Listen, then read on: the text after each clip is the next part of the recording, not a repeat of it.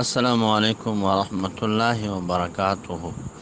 محترم المقام سو شیونه داسې دي چې هغې سره لکه د رزق تنګي او فراخي تنګي راځي او فراخي ختمیږي او هغې سره سړی بیکاره شیونو سره مخ کېږي.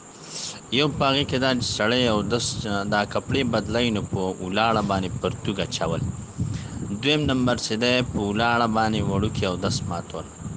دریم نمبر د غسل خانه کې د غسل کولو په ځای کې وړوکي اودس ماتول. او څلورم نمبر چې دی نو په کپړه د لمن یا په لستوڼي باندې پوزه پاکول یا مخ وچول ښه.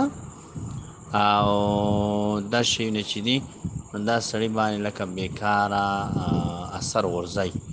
دې سره عزت کمیږي، دې سره په رزق کې تنګي راځي، دې سره نیستي راځي.